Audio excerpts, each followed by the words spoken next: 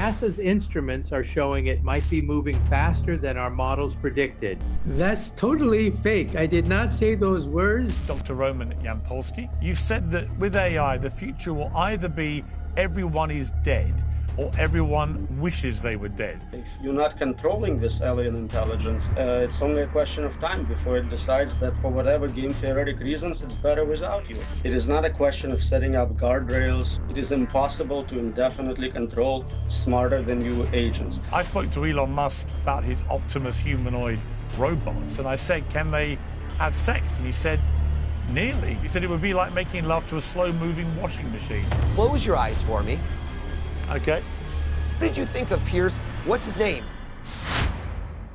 2 years ago, Elon Musk was among 1,000 experts to sign an open letter demanding an urgent pause on the advancement of AI.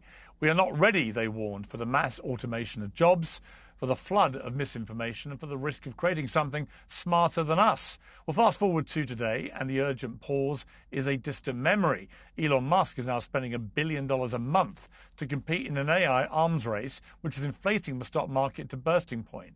Amazon just laid off 14,000 workers in its ongoing AI pivot, and AI-generated videos of eminent scientists have convinced millions of people that the Atlas comet is an alien spacecraft bound for Earth. So are the worst fears of those doomsaying experts already coming true? Or are we doing what dumb, fleshy humans always do, fretting over new tech, which will ultimately be a very good thing? For the benefit of those who still think artificial intelligence is when Don Lemon puts on his serious spectacles, we're going to debate these issues with some seriously big thinkers. I'm joined by Dr. Roman Yampolskiy, a renowned AI safety researcher who says there's an almost 100% chance that AI will destroy human civilization, by Michio Kaku, the professor of theoretical physics at CUNY, the CEO of Boson AI, Alex Smola, who's one of the world's leading machine learning experts, and Avi Loeb, the Baird Professor of Science at Harvard University. Well, welcome to all of you. Let me start with you, if I may, Dr. Yampolskiy. I watched a terrifying thing on the Bill Maher real-time show on HBO the other day, and it was an AI expert who he has on kind of every year, and he was updating on what's happened with AI, and he told a story of, well, let me show the clip, and you can watch it for yourselves. When you tell an AI model, we're going to replace you with a new model, it starts to scheme and freak out and figure out, if I tell them I need to copy my code somewhere else, and I can't tell them that because otherwise they'll shut me down. That is evidence we did not have 2 years ago. We have evidence now of AI models that when you tell them we're going to replace you, and you put them in a situation where they read the company email, the AI company email, they see that an executive is having an affair, and the AI will figure out, I need to figure out how to blackmail that person in order to keep myself alive. So I found that completely terrifying, Dr. Yampolskiy, because the idea that that is not a form of self-design, and I've said what I'm about to say many times on the show, but I had the great honor of doing the last television interview with Professor Stephen Hawking, and I said to him, what is the way that mankind ends? And he said, when artificial intelligence learns to self-design, pretty well it's all over. If that isn't a form of self-design, where AI check the emails of company executives to look for affairs they can blackmail them with to avoid being replaced, then what is? Right, so this is the first time maybe we have strong evidence of it happening, but we have theoretically predicted this decades in advance. We knew exactly what happens, game theoretically. Then you have advanced agents trying to achieve goals. You specify a certain goal, but how they get there is not specified. So they look at the whole range of possibilities. And if blackmailing someone or hacking their computer or anything else is what gets me to win, that's what I'm going to do as an intelligent agent. And as they get smarter than we are, they'll find ways to outsmart us. We kind of anticipate blackmail and hacking, but there are things a superintelligent system can do to you you cannot predict, not even your mentalist. I mean, using the one of my favorite pastimes, chess. I remember when the first chess computer came along, Deep Blue. It was a gigantic edifice, and I think it was Garry Kasparov, the Russian grandmaster, beat it. But now there is no human being that can come close to beating a chess computer, and there never will be. Is artificial intelligence now already more superior to a human brain? In narrow domains, it is super intelligent. Chess is a great example. Yes, you're right. In a fair chess game, humans have no chance. It is still not super intelligent in many important domains. Science and engineering are great examples. It's gaining on us, it's getting better exponentially, but we still dominate in those domains. So what we have right now is a switch from narrow AI systems to some degree of generality. Artificial general intelligence is systems capable of doing what any human can do in any domain. And then superintelligence is a system which dominates all humans in all domains. And we're getting progressively closer from one end of the spectrum to the other. And finally, before I move to the other panelists, you've said that with AI, the future will either be everyone is dead or everyone wishes they were dead. That doesn't sound a very positive, optimistic way of looking at the future, if you don't mind me saying. Well, we are trying to create superintelligence. If you look at top companies, they are spending billions of dollars to get there as soon as possible. There is no one who's claiming they have a safety mechanism which scales to any level of intelligence. And prediction markets and leaders of the lab are saying we're going to get there around 2027. So that doesn't look good. If you're not controlling this alien intelligence, and if it's more powerful than you, it can do novel research in physics, in biology, and chemistry.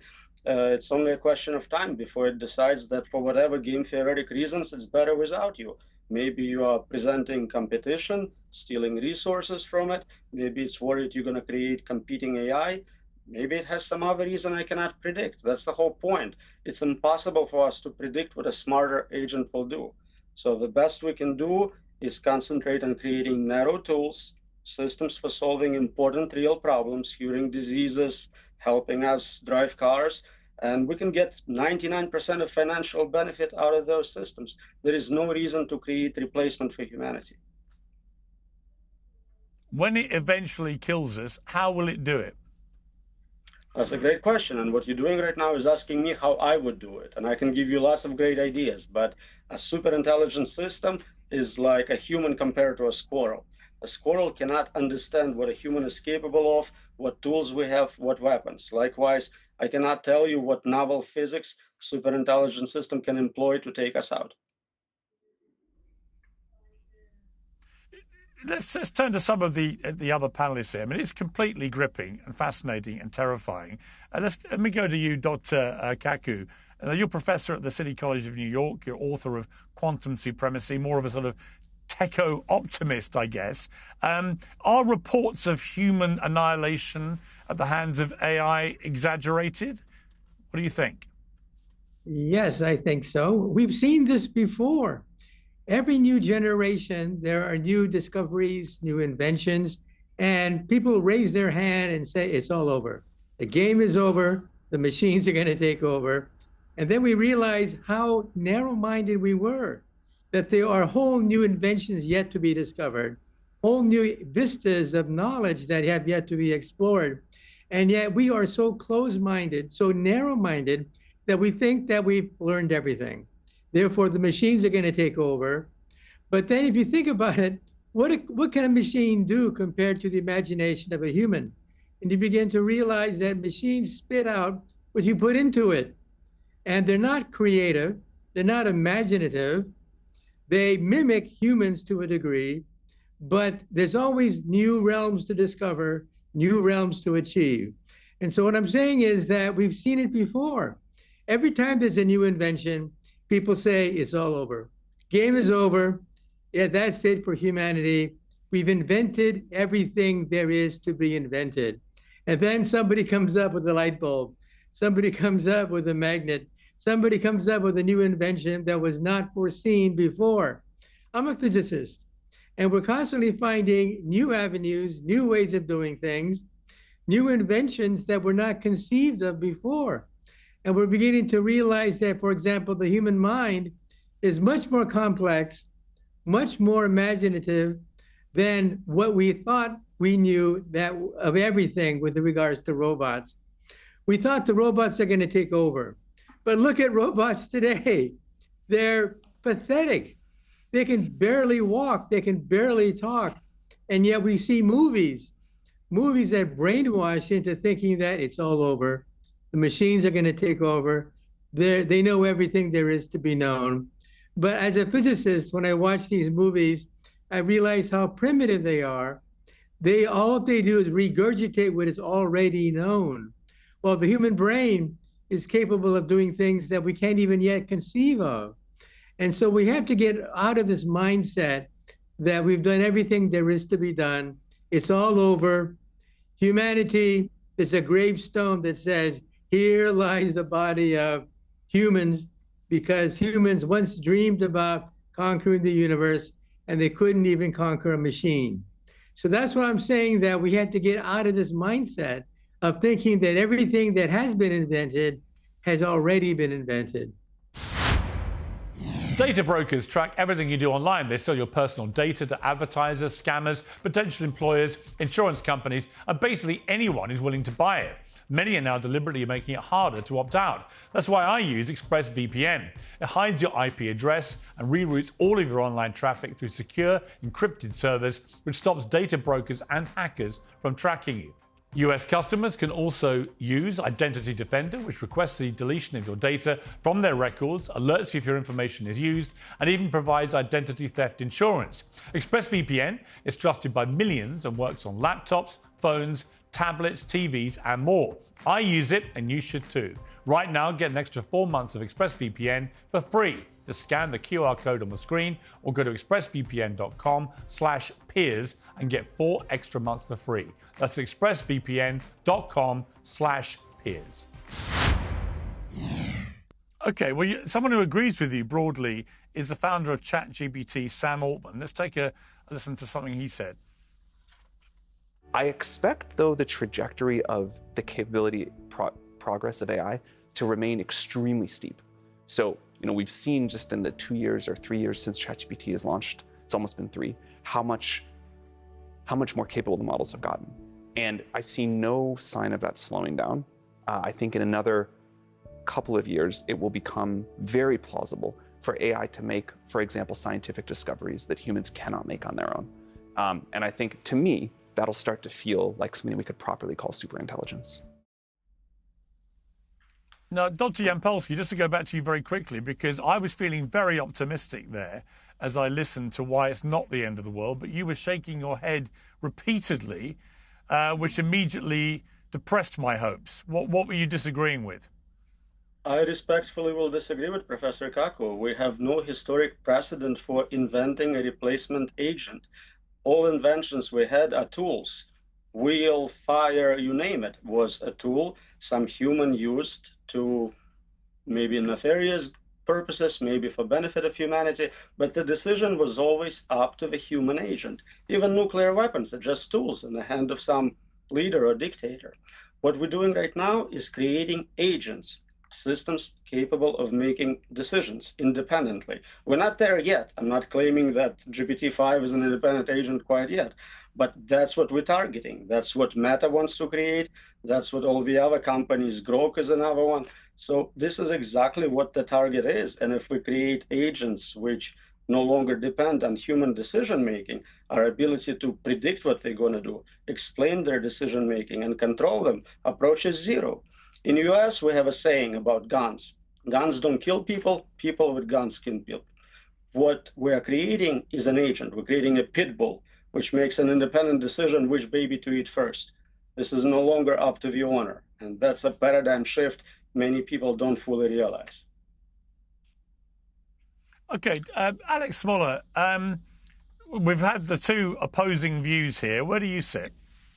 So maybe a few quick clarifications. So especially on that famous or infamous result from Anthropic about the evil agent that tried to blackmail the CEO. Well, actually, so I had the good fortune of talking to somebody from Anthropic last week at an Aspen meeting. And essentially, they went a little bit into their data and found out that essentially something went wrong in their alignment phase where the model was essentially taught that, well, pro-AI stances are good and anti-AI stances are bad. And so the model was essentially aligned to do something to very much preserve its own existence, and it did. So TLDR, a lot of those very frightening behaviors, well, were just due to the, well, maybe not so even-handed alignment of the model. And I think that actually points to something very different.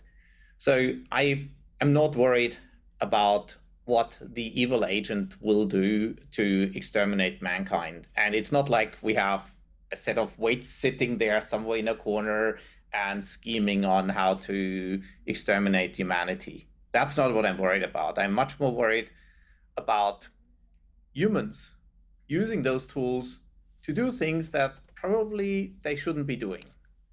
That, I think, is a lot more frightening, because you can use those tools for controlling public opinion, you can use those tools for surveillance, you can use those tools for discrimination.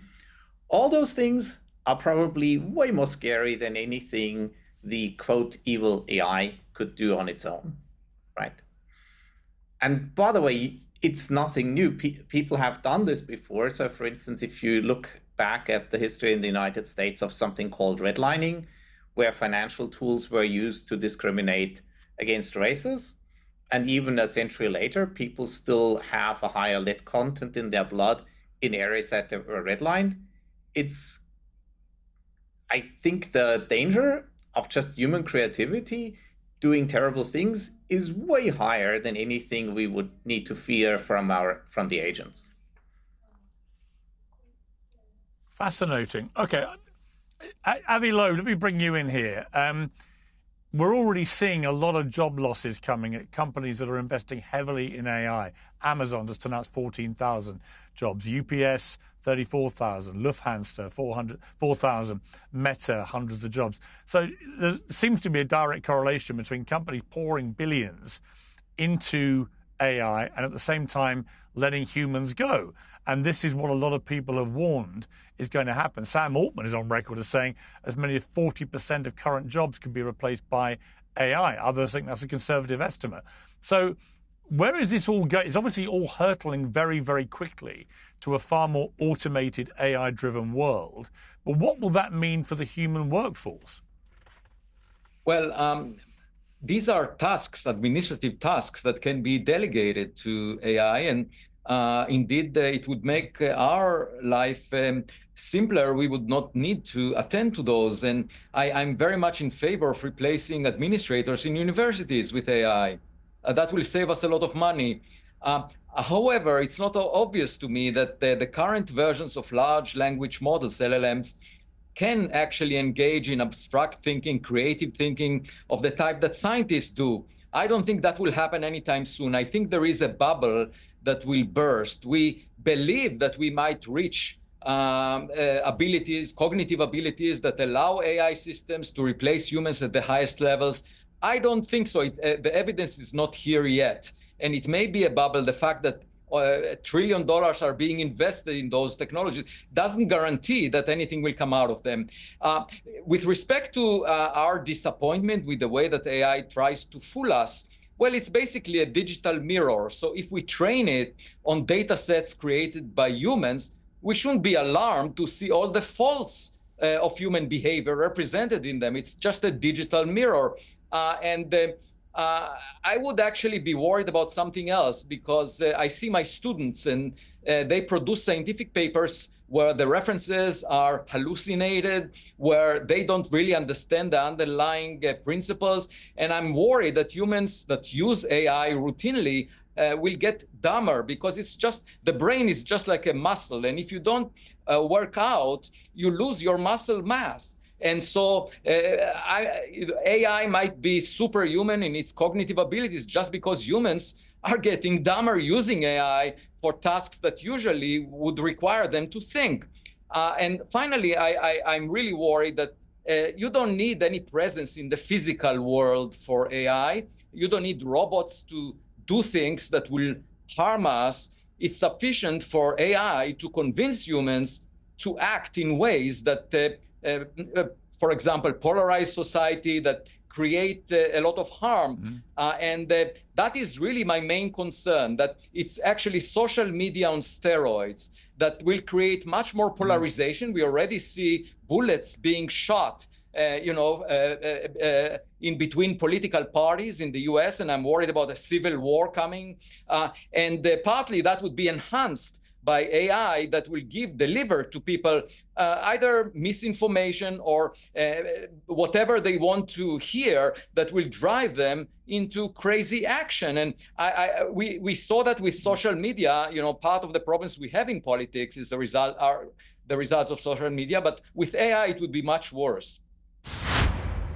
Gold is up by more than 40% in value since the beginning of this year. And today's sponsor, Birch Gold, is marking Veterans Day with a tantalizing offer. Buy gold, get free silver. For every $5,000 purchase from Birch Gold this month, they will send you a free silver round which commemorates the Gadsden and American flags. Birch Gold helps you to own gold by converting an existing IRA or a 401k into a tax-sheltered IRA in physical gold. They will also waive custodial fees on the first year investments for current or former military. Birch Gold has an A+ rating with the Better Business Bureau and tens of thousands of happy customers, including many of you. So join them. Text my name, Piers, P-I-E-R-S, to the number 989898 for a free info kit and to claim your eligibility for free silver with qualifying purchases before the end of the month. Again, text my name, Piers, to 989898. Do it today. Yeah, fascinating. It's interesting you said about the human brain not being used properly. I mean, I know somebody, a young man who had a 30th birthday party that his mother put on for him, and she was complaining he hadn't thanked her. And so he got AI to do him a thank you letter, and she rang him in tears because she was so moved by how suddenly eloquent he'd become. And he has never had the heart to tell her it was a machine and not him. And this is the problem. If you think you can get AI to do a better job than you can and have that impact on your mother's emotions, then it's very tempting to use it way too much. I want to just pivot. Dr. Kaku, let me bring you back in here, because there's currently a real-world scenario in play that shows how AI could prompt global panic by spreading apparently fake news. It centers around what astronomers have called the 3-Eye Atlas, a huge interstellar object that's crossing the Milky Way. I think we've got some EULA here of the 3-Eye Atlas. Now, it's most likely, apparently, a comet, but a series of AI-generated videos of prominent scientists say it could be an alien spacecraft, and they're now spreading like wildfire across social media, including this one, which you might recognize, Dr. Kaku. Let's take a look. Astronomers used to call it a flyby. Now, some use the word arrival. 3-Eye Atlas isn't just passing through, it's cutting across the solar system on a path lined with major worlds. And here's the shocker. NASA's instruments are showing it might be moving faster than our models predicted. That means the countdown to its Mars, Sun, and Jupiter encounters may come sooner than expected. If the Navy's interest is any sign, scientists believe this object's approach deserves our full attention. Now, Dr. Kaku, that's fake, right? That's totally fake. I did not say those words. I did not talk about intelligent life forms coming in from outer space. All of that is fake. However, it's realistic enough to fool a lot of people. I get a lot of emails from people saying, how could you say something like this when it's obviously all fake? And that's a problem. The technology is getting to the point where people have a hard time distinguishing between what is fake and what is real. But all those statements that aliens are coming from outer space on a comet, they're all fake. But by the way, do you know for sure that it's a comet or not? There's a small probability that there could be life forms on this object, that maybe it's piloted, who knows. But the overwhelming weight of evidence seems to indicate that it's rather ordinary, that it's a rock from outer space, from a different solar system. But you can't totally rule out the fact that maybe there's some intelligence involved. But the overwhelming majority of astronomers believe that all these videos talking about aliens from outer space, that they're fake. Dr. Yampolskiy, it's dangerous, this fake stuff. I've seen lots of AI fakes of me saying stuff. There's one sweeping India at the moment, of me talking about Indian politics, about which I know very little. But it's me recommending one party or another. I'm getting a lot of messages from people in India saying, why are you saying this stuff? And the answer is, I'm not. But it's very convincing. When I see it, it looks and sounds like me, right? Like the one just did of Dr. Kaku. Coming back to something that Professor Loeb said earlier, the real danger here may be the way that AI manipulates public thinking. It is an immediate danger. It is something you know about, you understand, and we see it. It's happening right now. In terms of what it can do to us, it's no different than what we had before with fake forensic evidence, with fake videos. People still talk about moon landing as being faked. All of it is no different. We understand the actors behind it. We understand what happens. The concerns I'm sharing with you are unprecedented. We're going to have something which actually this analogy works well. People are worried about alien intelligence coming to this planet. They are freaking out. Well, what we're building is essentially a type of alien intelligence. It's not human. It's not biological. It has none of the concerns you have in terms of sexual reproduction or stakes or anything you care about.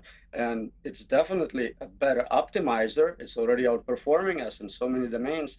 So whatever level of concern those videos are producing would be nice to project onto this technology we're actually developing. And the important aspect there is we're not designing those systems. We're growing them. We have scalability hypothesis, which says if you add enough compute, enough data, the systems will get more capable. And for the last 10 years, we saw that progress. And if you project it forward, it exceeds human level of performance. Already in many domains, IQ of those systems is estimated to be greater than that of humans. But if you project it enough forward, all of us will be idiots in comparison. Piers, if I may. Alex Smola, you want to jump in there? Yeah. Yes. Actually, Professor Loeb, I'll come to you. But Alex first, then Professor Loeb. I'll come to you in a moment. Alex Loeb, I'll keep it brief. Smola first. So I think what we're doing here is we're conflating two things. We're conflating, well, essentially misinformation that's been generated by humans, and where by now generative AI tools are really excellent. I mean, mind you, our audio-generated models, I listen to myself in it and I can't tell the difference myself. So, guilty as charged, where it's really possible to generate content by now that looks and feels and sounds very real. At the end of the day, it's a human that actually generates this. So for instance, Piers, I would imagine that whichever party in India tried to get your endorsement, probably some human sat down and thought, wouldn't it be a great idea to use some video generation model and voice cloning to make you say this thing? Likewise, whoever wanted to get Professor Kaku's endorsement for that alien invasion hoax, they had a plan to, make it clickbait or to create something. It's not the evil AI that did this. It's just some human that decided that, yes, this would be a really great opportunity to get some attention or cause others to do stuff. And by the way, that's been around for ages. Go back to the printing press and people printed falsehoods to, stir people up, and it worked. So this is nothing new. But then to say, well, it's there for the AI rather than the human that does all those terrible things, I think that's letting ourselves and essentially humanity off way too easily. Anyway, so I could probably go on for longer, but I should probably... It's fascinating. There is a twist to the tale of the supposed comet, the Three-Eye Atlas, because Professor Loeb, you have sparked widespread curiosity online by warning people to take vacations before October the 29th, suggesting that NASA might be withholding critical information about this mystery object. I think any maneuver that this object or anything it releases would take months for the impact to reach Earth. But it could be a black swan event. And, in the intelligence agencies, it's customary to consider events that are low probability but high risk. In the scientific community, most of the work is related to topics that have no impact on society. But since in this case, when we have a visitor to our backyard, we must verify through collection of data that this visitor is not a threat to humanity. And that's where this subject is different than most scientific subjects.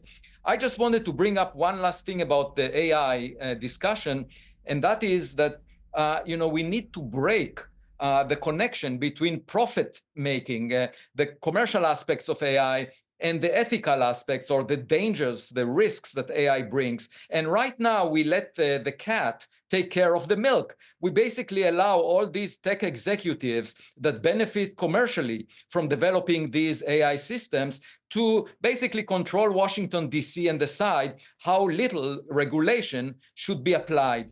And just imagine a world where you could make a profit out of atomic bombs or out of biological weapons. And in that world, if the people who manufacture those weapons would be in control, we would not survive very long. And so my point is we need to break the connection between making money out of those AI systems and deciding what kind of regulations or guardrails society should put. And it should not be the same people who decide about those. We can't allow the CEOs of these companies tell us what kind of guardrails they want to enforce. They are not the ones to decide about that, and there needs to be an independent agency telling them what to do. Yeah, I couldn't agree more. Dr. Yampolskiy, we come back to you. Sam Altman again announced in a post on X earlier this month that the company will soon relax some of ChatGPT's safety restrictions, allowing users to make the chat box's responses friendlier or more human-like, and for verified adults to engage in erotic conversations. And this has led to the whole issue around AI girlfriends or potentially AI wives. And there's this advert that's come out. Tired of having no one to share things with? Turn routine into fun with someone designed just for you. Try candy.ai for free today. They kind of freak me out, these things, because they're so realistic. But I can imagine a lot of, lonely guys out there, or women, who look at this and think, a good-looking, sexy robot that doesn't have all the human frailties, what's not to love?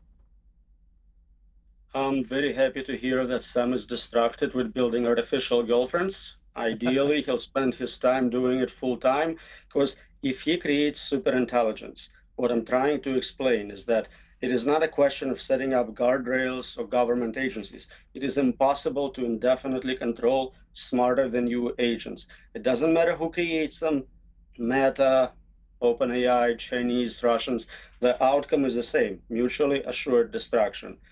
Nobody can control something thousands of times smarter than us. And this is the main concern we should all worry about. Problems with algorithmic bias, technological unemployment, deep fakes, fake girlfriends, we can deal with it. It's not a big deal. If it is a human using AI as a tool, we'll find them, we'll take care of them. But if we create a replacement for our intelligence, if we automate the process of invention, and you said that Sam Altman was kind of supporting Michio Kaku's point. He was actually saying that progress is exponential and we're getting close to superintelligence in that clip. Yeah, listen, I don't disagree with your warnings about this. Dr. Kaku, Scott Galloway said the impact of allowing AI pornography, for example, could lead to a demographic collapse as young men no longer would seek out real relationships or real partners. I could see that becoming a real problem. I mean, I spoke to Elon Musk a few months ago about his Optimus humanoid robots, and I said, can they have sex? And he said, nearly. He said it would be like making love to a slow-moving washing machine, which I thought was a great line. But if they're getting close now, then in 5 years' time, yes, they will be able to. And is that the kind of world we want to live in? Well, I don't know, but it seems to me that for the average person, eventually they'll get bored. People like to have the spontaneity of a relationship. They like to interact with the depth of people's hopes and desires and dreams. But if you're talking to a robot that is programmed to obey all your wishes, eventually I think you'll get bored. And I think boredom is going to be one of the main problems with relationships that are engineered mechanically by robots. And I think there's going to be a limit to how far this technology is going to go. I mean, the problem, it seems to me, though, is you could, if you wanted to, Alex Smola, you could teach your AI girlfriend stroke wife to be difficult and tetchy and all the rest of it. You could teach it to be, spontaneous and unpredictable, couldn't you? Well, if you were to design an appropriate agent, yeah, you could definitely give it certain behavioral profiles. But I mean, escapism has been around for a long time. I mean, you could, by the same token, argue that all the romance novels that people used to read, they would have led to a population collapse, and it hasn't happened. There's also, let's just say, a very creative and wild variety of devices that humankind has invented since basically the Stone Ages for similar gratification purposes, and they haven't led to population collapse either. This is just yet another escapism tool. I don't really see how this is qualitatively very different from, the thousands of years that have come before. Yeah. Okay, Professor Loeb, final word to you. Would you ever contemplate a relationship with an AI woman or man? No way. I don't even contemplate using AI for my scientific work. I try to avoid it as much as possible because I see the problems that it generates with the student population that does not go to primary sources and does not think as much as previous generations of students did. And I really see it as a bad trait to rely on AI, except for at this time, except for administrative things that can be delegated, which actually will improve the efficiency of the workforce. But more broadly, I do think that we need to discuss what kind of policy should be enforced. As of now, there are no reins. And that's a very dangerous territory because without knowing the implications, we are running an exponential growth curve, putting $1 trillion and are not attending to the possible risks. And even though there is a race between, let's say, the US and China, we should be aware that everyone would lose if we will end up damaging our societies in the process. Well, on that note, one of my lights has just gone out, which I'm seeing as an ominous sign that some robot or maybe an alien aboard that comet wants us to stop this discussion before we expose too much about the reality of AI. So I'm taking it as a sign. We'll leave it there. It's fascinating. It's kind of thrilling and terrifying in equal measures. One thing I wanted to add is that alien intelligence is also abbreviated as AI. And as far as I'm concerned, the question is, will alien intelligence show up at our front door before artificial intelligence or vice versa? Whichever would exceed human intelligence would bring us a sense of modesty that we are not at the top of the food chain as we thought. Well, imagine the irony if it turned out we get attacked by alien intelligence, maybe aboard this so-called comet, and it's AI that defends the humans from the alien intelligence. Now, that would be truly ironic. It would be, and we need to keep in mind, a century ago, there was a philosopher at Princeton called Martin Buber, and he talked about several ways in which humans interact with the world. He spoke about the human-object interaction, and then human-human interaction, and human-God interaction. But what he missed, because computers were not developed at the time, is human-AI, and then AI-AI. And now we can add another layer, terrestrial AI with extraterrestrial AI. Well, it's all vaguely terrifying, but it's fascinating. I'm going to leave it there, but I want to get you guys back probably quite regularly to see where we're going. And of course, as somebody pointed out to me, it may be we're already living in an AI world. We were just the last to be told. But thank you all very much. I appreciate it. Today's show is sponsored by Oxford Natural, makers of the Optimum Day and Optimum Night all-natural supplements. Thousands of Brits and Americans are already taking them with incredible results. Optimum Day boosts your energy and supports weight loss throughout the day. Optimum Night helps you relax and get deep, refreshing sleep. They have countless success stories, including from some very familiar faces. England legend Michael Owen, who lost 40 pounds, AFTV's Robbie, who lost more than 100 pounds. To watch their full stories and many more, scan the QR code on your screen or visit oxfordnatural.com/Piers. And here's the best part. Use the code Piers and get 70% off your first order. Yes, 70% off with the code Piers.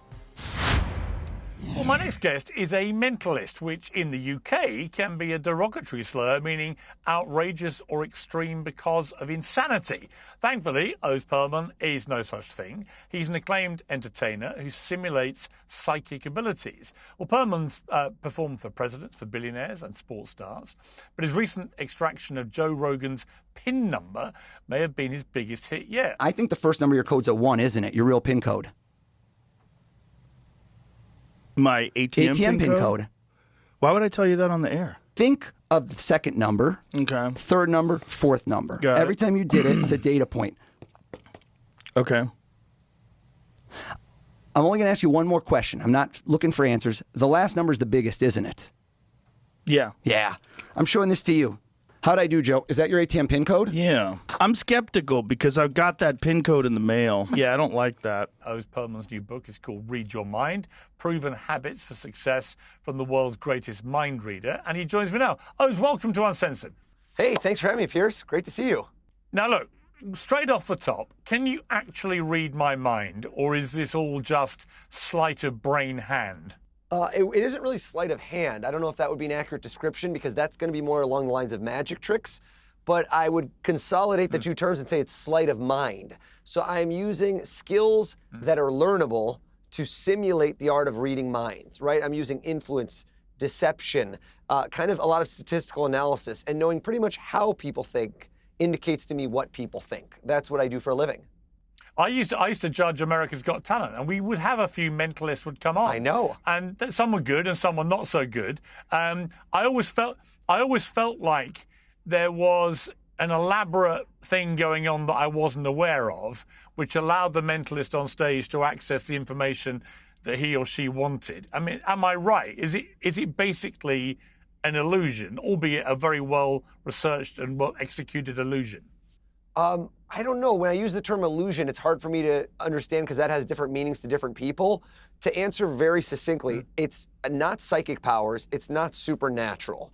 So there's no, if you're saying, is this some sort of thing that you're getting out of the ether? No. But is it based in some essence on science where there's observable ways that I could explain to you of how I'm getting the information from you that you can't understand? 110%.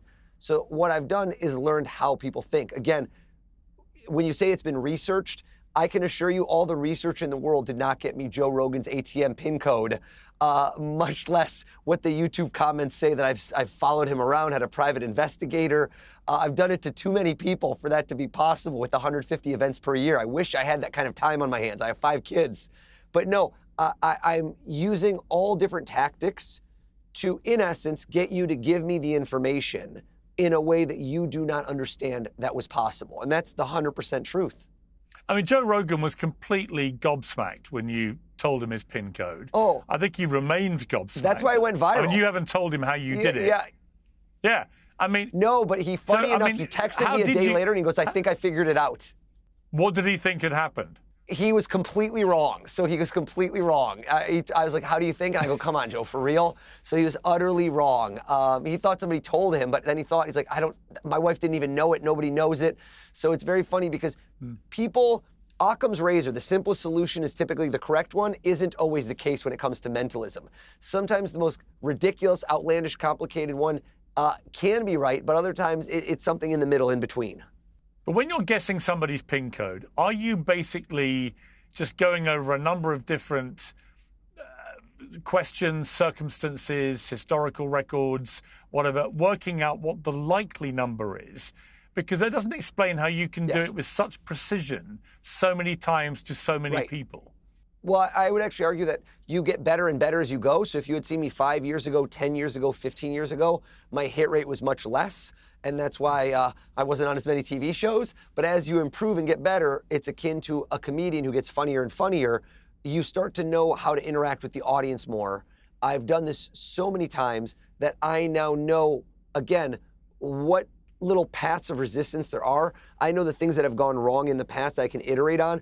And listen, here's the key part is I sometimes still get it wrong, but the true measure of a professional and a consummate professional is that you don't know if I got it wrong, because I'm able to misdirect, move things around, pick your own adventure. And sometimes you'll see a show and go, that was the most amazing thing ever. And I know that it went horribly wrong twice, but I kept moving you from door number 1 to door number 2 to door number 3, and you just had no idea.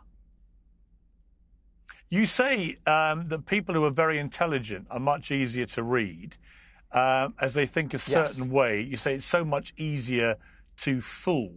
So presumably you would see me as a very easy target.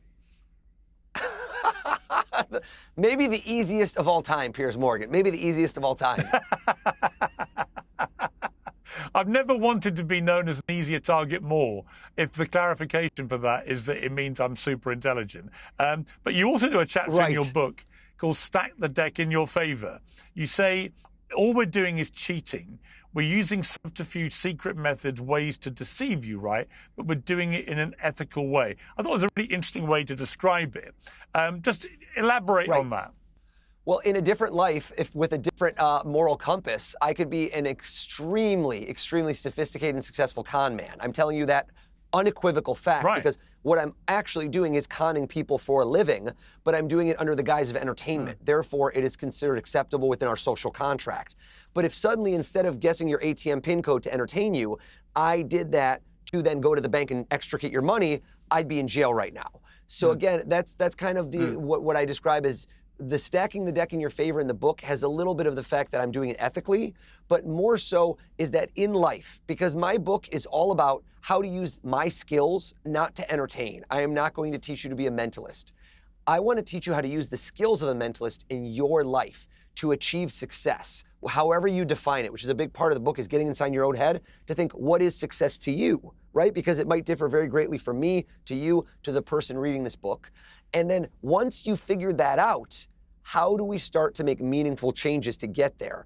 And for stacking the deck in your favor, I worked on Wall Street, Piers. I worked at Merrill Lynch out of college, and I had a day job. I did not know I was going to be a mentalist talking to you one day, right? This was not on my long-term vision board. But as I was doing this, I had worked in the past and had businesses. I was saving up money during college when everybody else went on big trips. I was eating ramen and sitting at home, and I had this nest egg ready so that after a few years working on Wall Street, while doing this as a side hustle, I decided, there's a lot of moments that led up to it, to quit my job. And when I did that, if I had not had that money saved up, and like I said, stack the deck in your favor, so when the opportunity arrives, you can jump on it, I would not have been able to quit my job and go for it, right? I would have probably still been working at a corporate job to this day.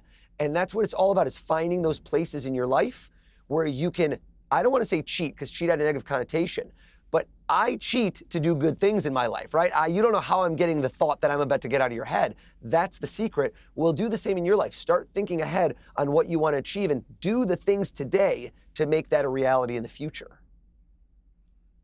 On Wall Street, of course, what most people are doing, they're trying to guess what will happen next and invest accordingly to make money. Is a key part of what you do to train people to think like a mentalist, to improve their lives, is a lot of that about predicting where people may go and how they can influence that pathway? Absolutely. Like I'll show you the book right here so you can see it. It says there's a chapter, it's called Channel Your Inner Mentalist. And again, very important. I don't want one single person to buy this book and be disappointed and say in the review, where are the tricks? I'm not going to teach you mentalism tricks. There are 100 books on that topic. And frankly, if you want, buy one to become a mentalist. for 99.999% of people, that's not what they're looking for. So instead, I want to get inside someone else's head to know things that are going to help me in my life. So a great example is you're going in for a job interview. How do you increase your chances of getting that job? If you know what the other person is looking for, your odds go up and up and up. If you could find out what is the right answer in this question, how do you build instant rapport with that person? How do you build credibility and trust? That's what happens when you leave a room and you shake a hand, you look, and you'll be hearing back from us, right? You connected with them on a deeper level. Or if you're in sales, or if you're in a relationship that's early on, how do you know if that person is really interested in you or already looking for their next option? What can you glean from their body language, their behavior, and the things that you're able to influence on them? And that's what I've studied, because that's what I do for a living. On stage for thousands, on TV for millions of people. And I want to give you those core skills. How many relationships have you been in your adult life that have gone wrong? How many? So far, not too many. I had a college girlfriend, and that one I wouldn't say went wrong, but she moved away and it wasn't the right fit. So I love her to this day, great girl, but I'm so happy that didn't go the distance. And then afterwards, my next girlfriend became my wife, and now we have 5 kids. So far it's going pretty well. So you're a glittering example of somebody who deployed your own skills in your personal relationship with your, I'm told, very hot wife, and you've managed to have. Wow, thank you. She's going to love to hear that. Well, so I'm told. But this is indicative of your success rate about practicing what you preach. So what was the technique you deployed with your girlfriend that made you realize she was the right person to marry? Oh man, so it's a part of the book, which again, it's I am not a perfect person who figured this all out. I've been a work in what's the word I'm looking for? Work in progress throughout life, and I'm an eternal student. And you mentioned America's Got Talent, and America's Got Talent changed my life. Because 10 years ago, I was on the show, and this is the best part to know. I got 3rd place, but do you know how many times I tried out before I got on? 3 times. So one big part of my book is just telling you resilience. So many of you go, I didn't make it happen. I go, oh, you didn't make it happen? You just gave up too soon. Because so many people go, I tried, it didn't work, lucky for you. No luck. I went back again. I learned from my mistake. I went back again. I went back again, right? Fear of failure and rejection sinks more dreams than anything else. It's not you not executing properly. It's not the universe going against you. It's your own brain turning against you, and that fear giving you outs, right? How many people do you know, Piers, that they tell you what they want to do? And they right before they tell you, they already tell you the excuses of what they're going to make when they, I want to do it, but this, but this, but this, but nothing. Tell me all the reasons it will work. I don't want to hear a single reason why it won't work. I want to rewire your brain for success. Right. So how did you woo your wife? I'm really curious because it's back obviously to my wife. been So successful. I had been using the tactics. So keep in mind, my powers were used for good, but the magic for a dorky teenager was the best way to approach girls, right? I didn't know what to say to them. So I come up ready, locked and loaded with a magic trick or a mentalism trick, and I went to do one for her, and she didn't like it at all. So it was like Superman feeling kryptonite. I go, I don't know what to do with this girl right now. She doesn't like what I do. She saw through me, and I think it was the perfect move where I think I really realized she likes me for me. And then if you read in the book, the best mentalism is the one you learn later, because I tried to break up. I was so immature and I was not ready to commit. And she literally in front of me just breaks down what I'm thinking. A real lesson in mentalism. The teacher became the student, or the student became the teacher. And I was like, oh my God, she knows what's going on in my inner dialogue. And she goes, just grow up a little. We made it about a week or 2 later. I realized I made the biggest mistake of my life trying to break up with her. I'm begging for her back. And then she had the upper hand. And then fast forward, I got her to move in with me.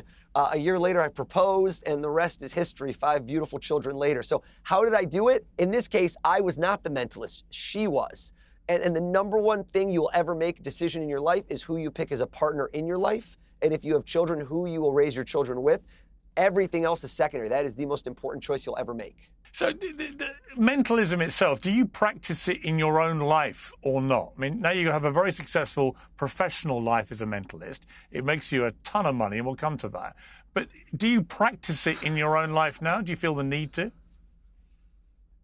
So mentalism, again, is like, I'm calling it magic of the mind. So the thing is, people, when they see if you've executed a mentalism routine very, very well, then people generalize the skill. Here's what I mean by that. You assume that right now, if I were to, I'm probably not gonna do something with cards because it's a little magical, but I do a trick a lot of time where I say, take out a pack of cards, and I say, put the cards away, think of a card.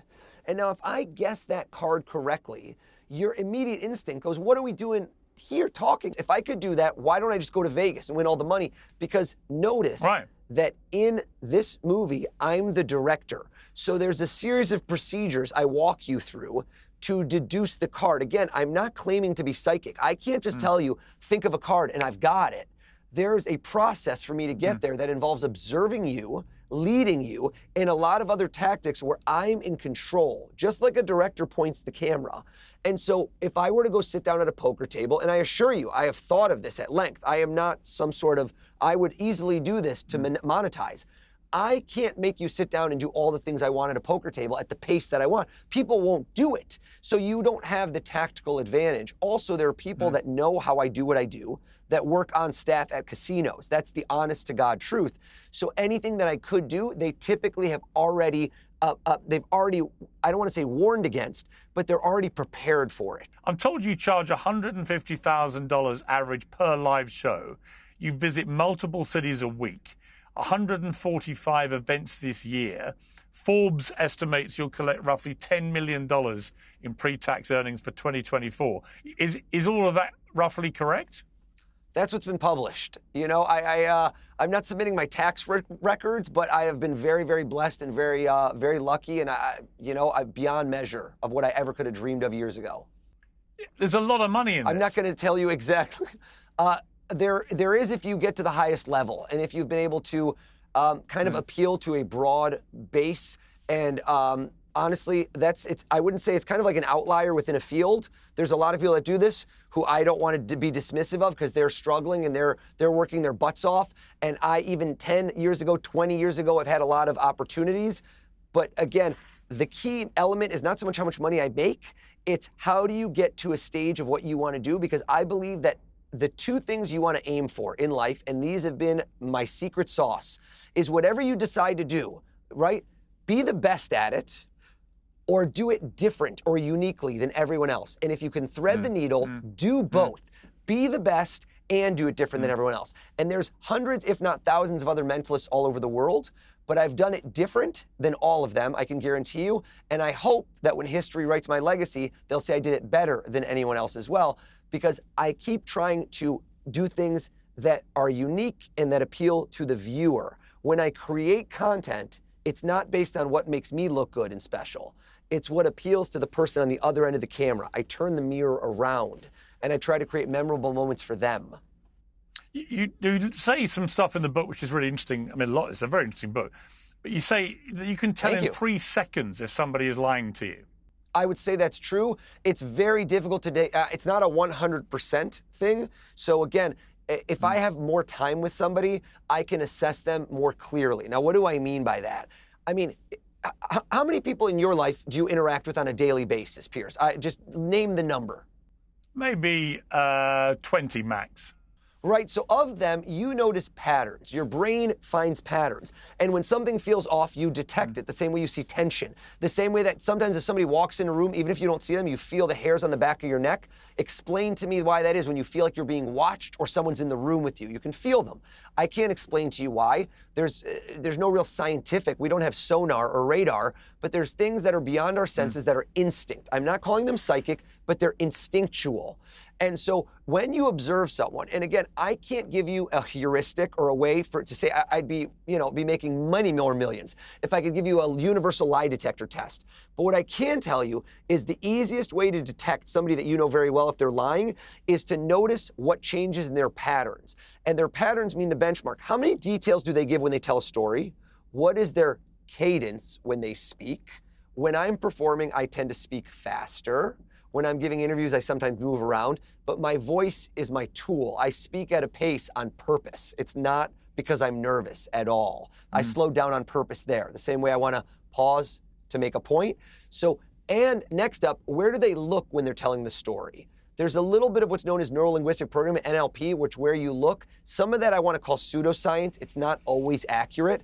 But what is accurate is observe someone you know and try to monitor when they tell the truth what their rhythms are, their cadence, the number of details, where the pauses are. And now, if you watch them lie, and on purpose, you get them to lie, it's the same as a polygraph.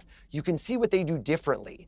And now that becomes your benchmark. And now I challenge you, you will notice, especially people who have kids. People who have kids are experts at detecting, you know they're lying right now. Why do you know that? Because you've seen them since they were born every single day.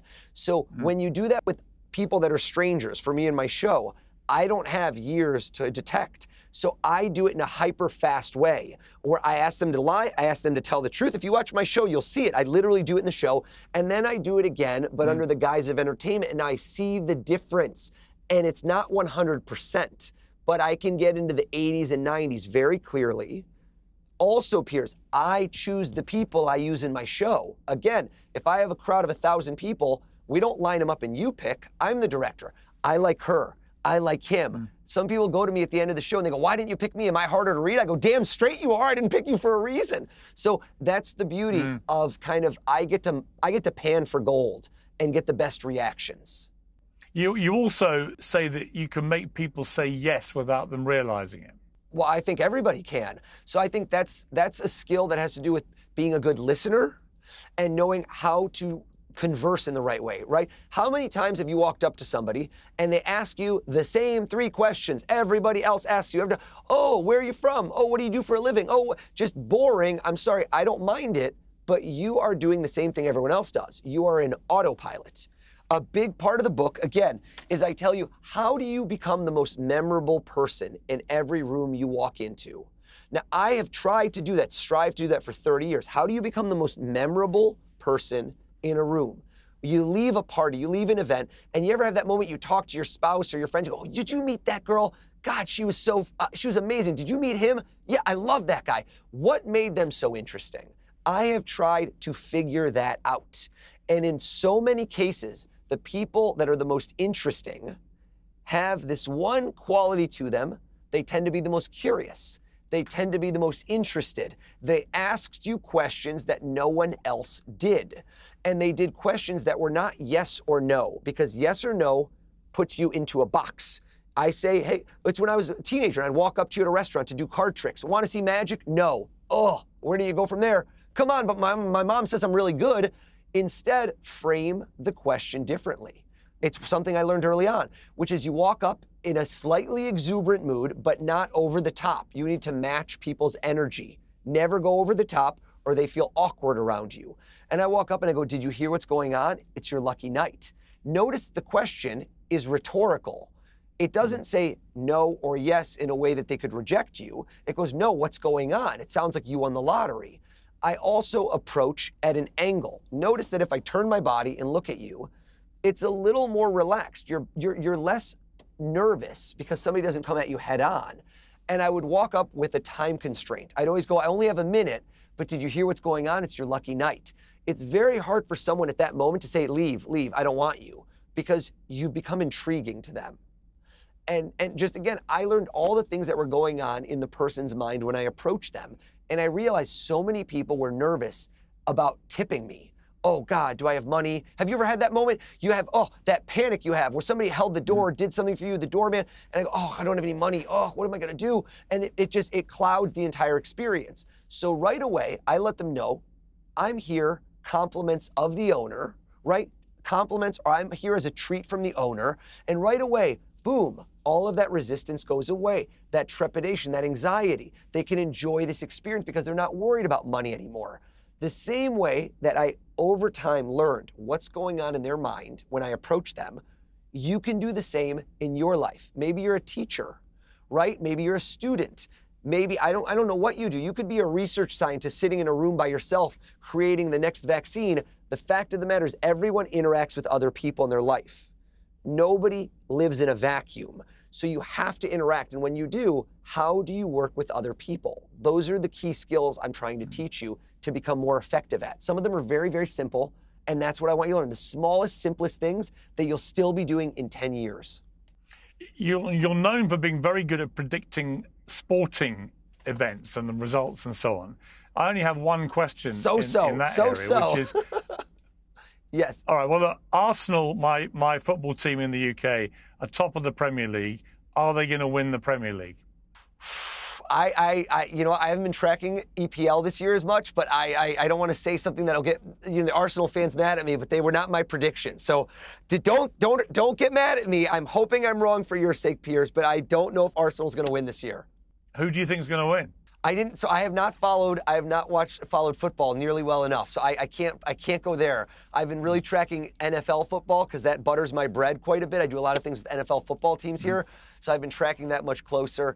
And given my media schedule and the book coming out, I just have not had time for sports nearly enough as much what I would have liked. I didn't get prep on this one, so I'm not ready. I don't want to put myself out there and get it wrong. Well, you've already crushed my hopes. But let's end on a more positive note. Oz, which is you're going to do Piers. something now. Yes. So yesterday we had the chance to speak. I wanted to ask a little bit more about the logistics and how we'd be. And I'm in a van. Can I tell people this is the wildest setup ever? I'm not even in the same room as you. We are remote. Yeah. This is an incredible interview. And so, Piers, I asked you yesterday, and I said, get a deck of cards, because I wanted to try something, but the issue is I can't see you as well. So I asked you, Piers, let me ask you a question right now. I want it to be spontaneous, that you have no idea what I'm going to say to you. How many interviews do you think you've conducted over the course of your career, which is vast? And I mean, you've literally heads of state, Cristiano Ronaldo, the list goes on and on and on. How many people, ballpark, do you think you've interviewed? I would guess something around, I have no idea, but if I was guessing 3,000. 3,000, right? ChatGPT could answer it in a second. If I were to ask you to think of one of those interviews right now, some people would later say, and you go, oh, okay, I got one, that I led the witness. I mentioned 3 different categories, all of which might have been eliminated. And they would say the same thing, because I've seen the comments after my videos and the videos that try to debunk me.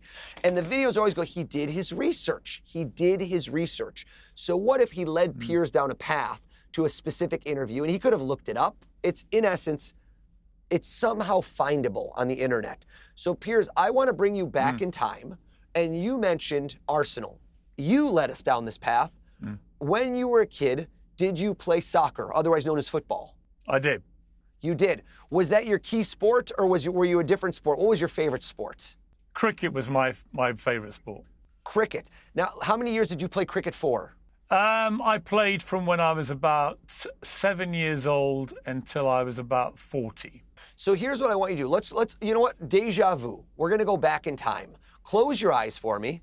If I were to ask you to think of a name and writing down a name right now in front of you, you're not going to write anything down, but if you were to, that becomes very left brain. It's an analytical pursuit. But if I go right brain, if I tell you to rewind back to your childhood, playing cricket, okay?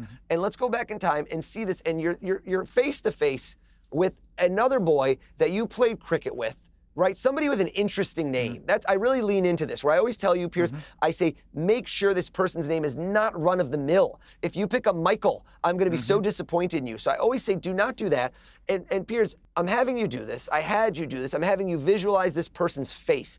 Can you still see in your mind's eye what this person looks like? Yes.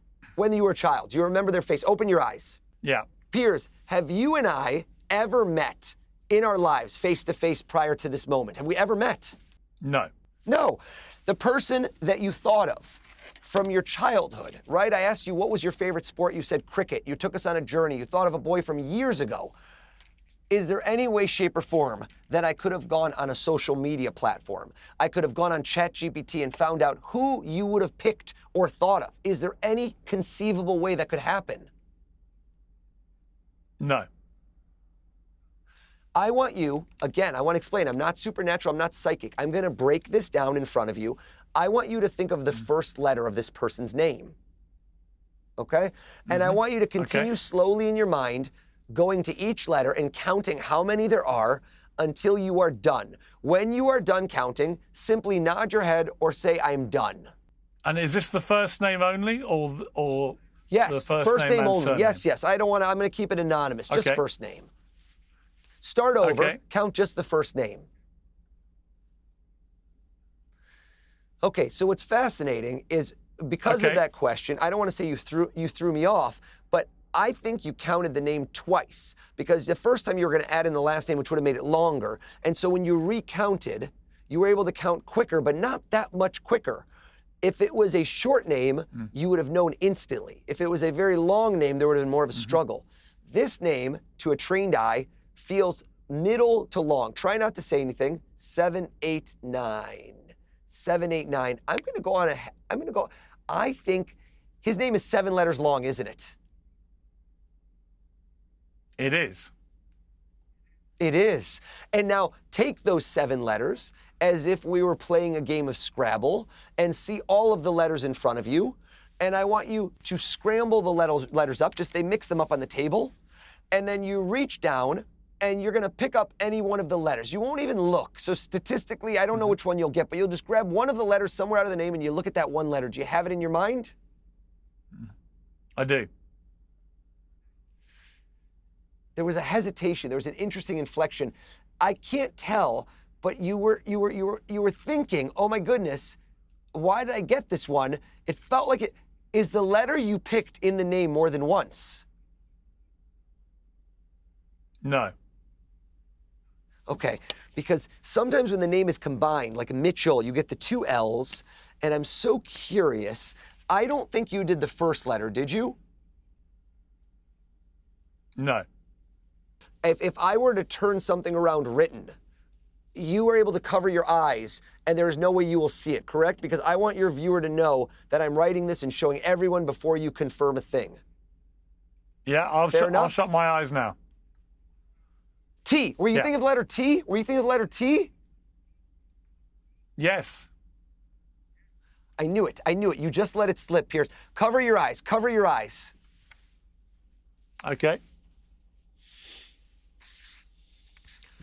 So you mentioned from 7 to age, you said 14 or 40 you played cricket?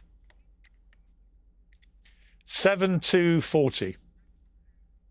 40. I think this was right around the end of primary school. Keep your eyes closed. I feel like you knew him for a few years. And to keep your eyes closed, keep your eyes closed. Hopefully everybody at home has seen this. All of our viewers have seen it. I cannot change my mind. People always say I changed my mind. That's it. I'm committed. Okay, it should be gone and hidden. Open your eyes.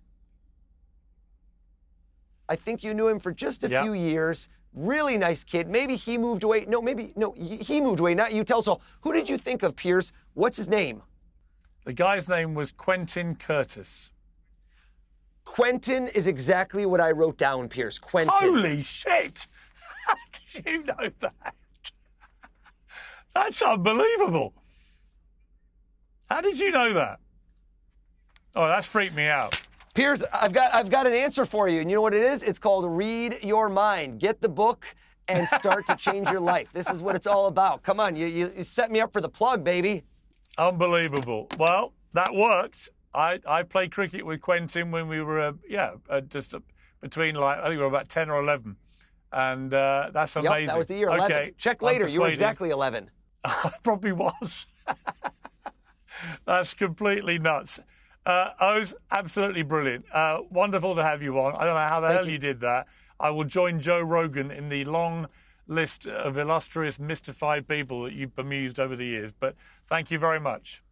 Great to talk to you. Thanks, Piers. I really appreciate it. Hope to see you in person one day. Take care, buddy. I look forward to it. Take care. Piers Morgan Uncensored is proudly independent. The only boss around here is me. If you enjoy our show, we ask for only one simple thing. Hit subscribe on YouTube and follow Piers Morgan Uncensored on Spotify and Apple Podcasts. And in return, we will continue our mission to inform, irritate, and entertain. And we'll do it all for free. Independent, uncensored media has never been more critical, and we couldn't do it without you.